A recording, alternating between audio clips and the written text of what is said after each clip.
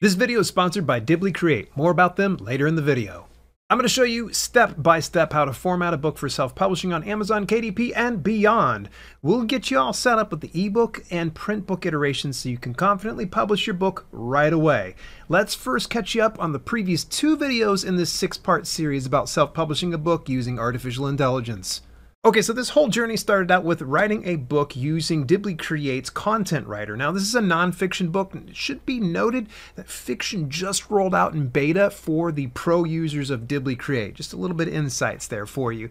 In any event, I went into this, I created the content using AI. I started out with using the market research tool that they have through Dibbly Create. Then I used the title generator, I used the outline generator, and then last but not least, I did the content writer. And it was a fairly detailed process. So in the very first video I did that, I was working on a book about homesteading. And truthfully, I was like, well, gosh, this seems rather selfish. I was putting a book out just for myself. I enjoy homesteading. I enjoy reading about it and things like that. But then I thought, well, what about what you guys would want? And I thought, okay, let's go ahead and shift topics. So in my second video, I ended up doing a book about the craft of fiction writing. I thought, you know what, let's see what AI can do. Now, this is where I have to kind of stop real briefly. I think a lot of people unfortunately think that, well, if I just use artificial intelligence, I will put in all the things that I want to, it's going to give me a book and I'll publish it straight onto the market.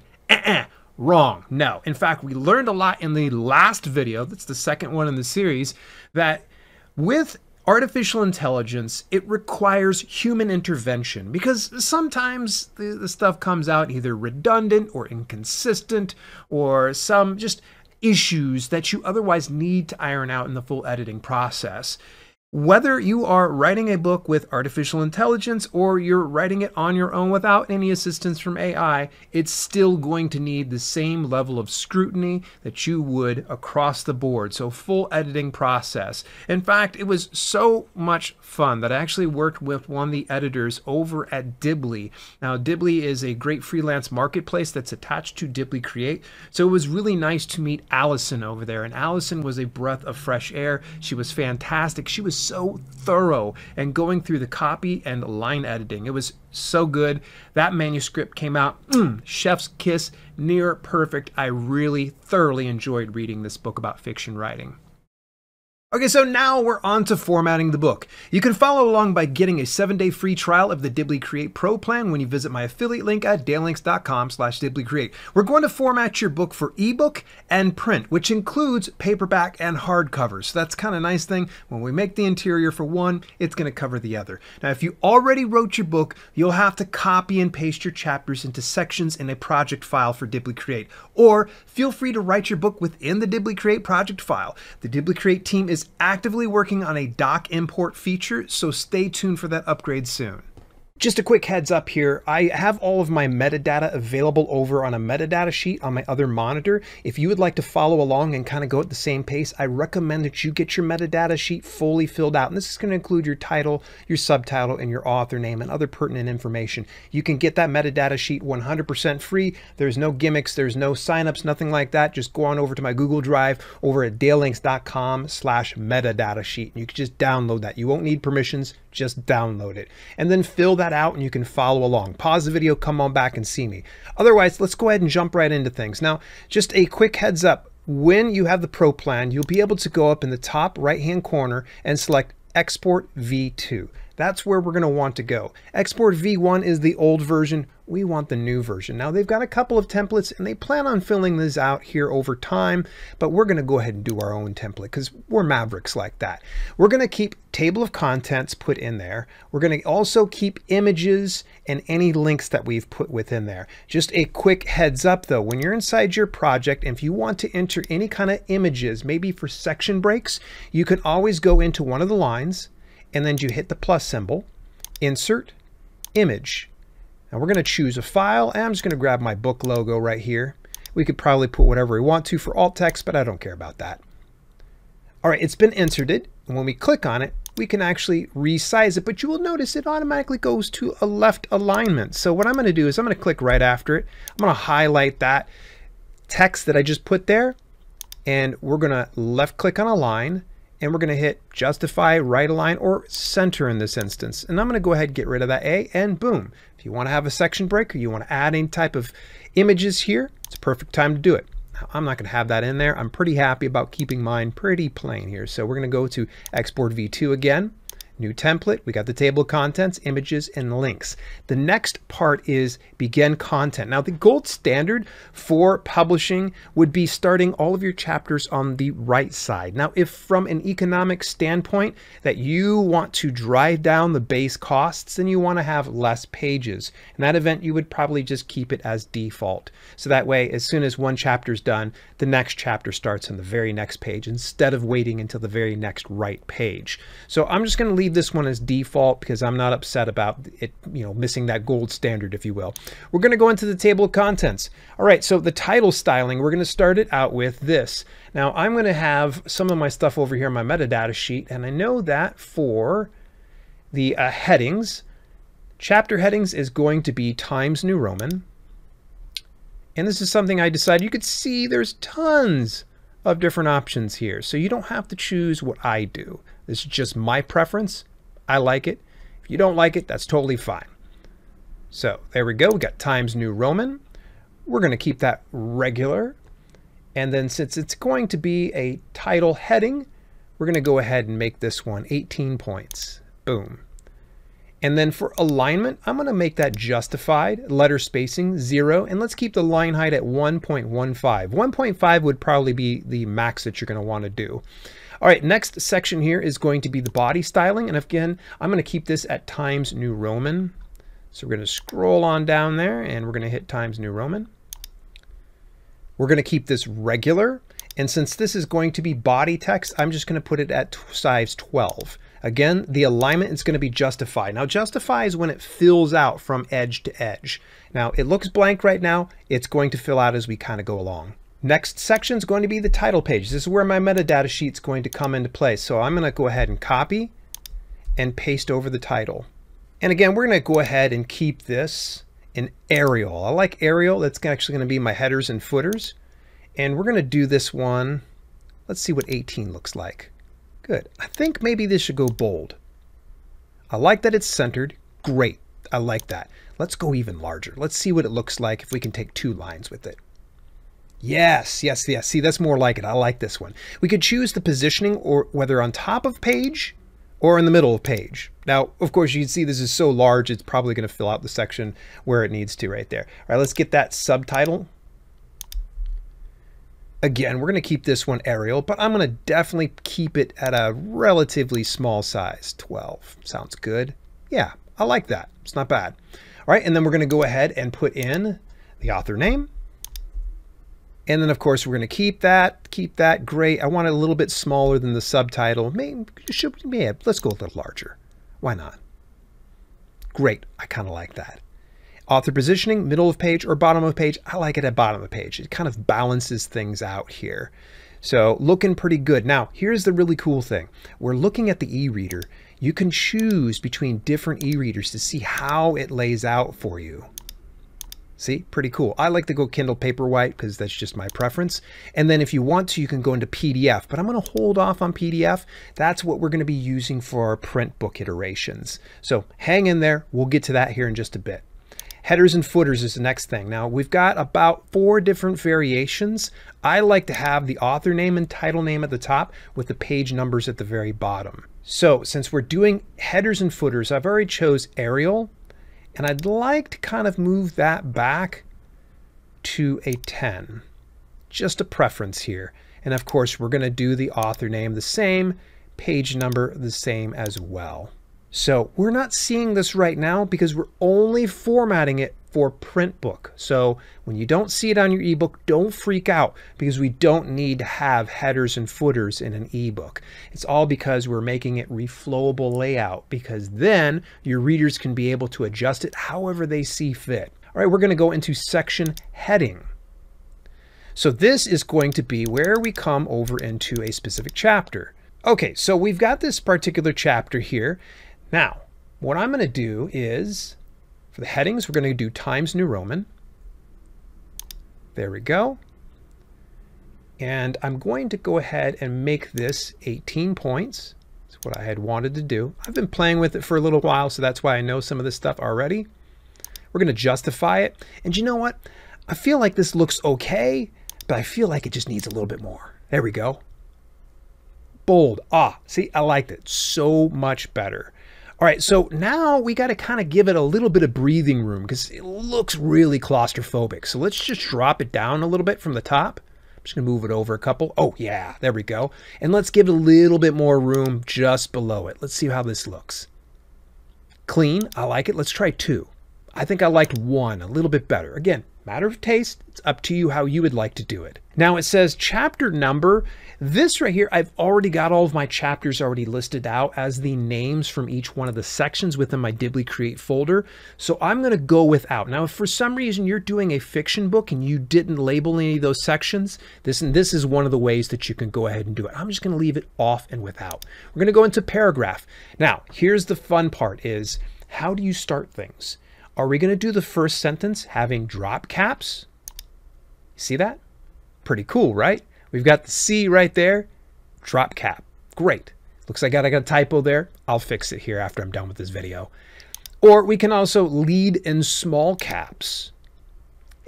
Not sure that I want to go with that one. I do like the drop cap, but I also like just the clean look of this right here. So again, matter of taste. When to use the first sentence formatting is going to be, of course, the beginning of the chapter or every paragraph followed by a breakpoint. So this is looking at the rule that we did previously. How are we going to apply it throughout the rest of the book? So I'm just going to go ahead and just do it at the beginning of the chapter if I were to do the drop caps, but we're not going to go ahead and do that. Now it says subsequent paragraphs. Do we want them indented or spaced? It's an either or situation. You don't want to have both of them because then it starts to look real stilted and just kind of hard to read. So we can look and see how it looks indented. And then we take a look at spaced. A little better. Not bad. See, look at that. Great. Let's see how the drop caps look on this one. Oh, you know what? I'm kind of liking that. Again, matter of taste here. Body text. Now, this is where we're going to go back into Times New Roman. Just going to type that in. We're going to keep that at a 12. And I definitely want to justify that. Excellent. Look how clean that's coming together here. Move on to headings. So with the headings, again, I'm going to go and use Times New Roman. We are going to choose bold. Let's go with 18. And I do like a little bit of that cushion. It was nice at 2 and 1, I feel. So now we're going to go back down through some of these other headings. So you might have noticed as I was flashing through here, there was a subtitle in one of these things, like Understanding Common Fears and How to Conquer Them. Boy, that's kind of cramped there, isn't it? So now we're going to have to really adjust this one as well. So I'm going to go and I'm going to keep it at Times New Roman just to kind of keep things simple. I don't know. I feel like we could probably go ahead and bold it. See how it looks. Yeah, much better. We just need a little bit more breathing room and give it just a little bit larger. So that way it's bigger than the rest of the text and it pops a bit more. Let's put that margin there again at the top. Okay, not bad. Now bear in mind, I know it cut off the rest of it and seems almost like it's a widow, but bearing in mind that it's going to do it like this. So let's look at the others. Go figure, a lot of these are falling underneath that. So let's go into heading number 3. We're going to do Times New Roman again. Let's go bold. Let's choose a 12. Why not? We don't want to go any smaller than that, I don't think. And we'll give it just a little bit of that buffer again, 2 and 1. Great. And then I don't think I ever went anywhere below this one, but just to be safe, we'll go Times New Roman. We'll go regular this time, and then we'll do 12. Ooh, I think I forgot to hit justify on the other ones. There we go. Let's go back up. We'll fix these real fast. I like it to fill out. That's just a good, like a preference of mine. Okay, looking good. We got the heading. We're going to go give it a couple space here. And I don't think I had any heading 5, but let's go ahead and format it anyways, just to be safe. And we'll go 12. And then, you know what? Let's do this one italicized just in case it is there. And we're going to give the same buffer that we gave the other ones. See, look how clean that is. Much better. See, I'm going through and I'm just checking everything and it's looking pretty good. I'm very happy with this. Okay, next section is going to be the margins. Now, here is what my advice would be is they have these set automatically in place. If for some reason you've got a very thick manuscript, there might be a pretty good chance you're going to need to add gutter. And you're going to want to also make sure that you're mirroring the margins. Mirroring margins does not apply. None of the margins is going to really apply to ebooks. It's only going to apply to the print books. Now, with a gutter, that's when you go in the inside of a book. So when you open it up, that is the crease right in the middle. If we have a bunch of text that's crowded in there, it's going to make it hard for your reader. So that's why when you get a little bit more of a dense book, having a gutter is absolutely essential. I think this one wasn't quite as long as that. I think we're probably pretty good. I could probably add maybe, I don't know, less than 1/4 of an inch in there if I wanted to. This is where proofing your final manuscript is a good idea before you launch it onto the marketplace. So I'll make sure that I test some of these things out before I go and launch them off. So now that we've got everything set, we've already got everything good. I want to save this as a new template. Let's make sure that we come back to this, and I'll go ahead and put standard book formatting. So that way when I come back later on, all I need to do is grab that template and then I'm good to go. Pretty neat, right? All right, so we've got the ebook version. All we need to do is export the EPUB. So let's hit export. We're gonna go ahead and hit save. Now let's go over into the print version. So now we get to see the beauty of how all this came together. Okay, so it's already generated a preview for 5x8, but I'll admit to you, I want to have 6x9. That's my preference. We can get from the drop-down menu any number of things here. So I'm going to hit 6x9 just because I like that. Let's just make this a little larger. Oh yeah, look at that. Absolutely. And see, I'm just kind of putting, ooh, look at that table of contents. Good Lord. Well done. And here's the really cool thing. If you notice in the top left corner here on chapter 1, it removed the heading. That's so important. I see a lot of indie author books, including myself, some of my old ones, where the heading was put above a chapter, and that tends to be very distracting and takes away from that. So you can see it's a little cleaner here. We go over here and you'll see the author name on the left and the name of the book on the right. I like that. And then we see the page numbers at the very bottom. Very clean, looks good. Now, in the event that you don't want any of that stuff, you can always just remove it. It's not even an issue. So we would just simply go over here. We're going to edit. We'll go into headers and footers, and then we can just simply choose what we want to here. So looks pretty good. I like this. I'm going to hit save changes. Let's get that drop down. We'll go into 6x9 again. I'm going to blow this up into the screen. Yeah, there we go. Much better. I like this. We could probably break it up with some images in here. It's funny. Oh, there we go. We've got one page that's starting here on the left. Now, in the event that I was to start it on the right every single time, there would have been a blank page here on the left-hand side. I'm not angry about this. It's clean. I like this. This is something I can get into. So we are ready to go ahead and export this. All we have to do is hit export. Now we're ready to rock and roll. Now, one thing I would recommend is when you get some of these files already set is going in and opening up and making sure that they're readable. So I'm going to go and open up the ebook version. Now, I already have Kindle Previewer. This is 100% free. It's available through KDP. You can go ahead and get all this downloaded. I'd recommend you get yourself one because it makes life a little easier. Or you can even send that EPUB file to any type of Kindle e-reader or mobile device where you can load it up there. But this is going to make life a little bit easier. And you can see we can skip through some of the sections if we wanted to. Looking clean, looking great. Excellent. This one's good to go. Let's take a look over at the print book. 101 pages, not bad. Not bad at all. This looks clean. I really like this.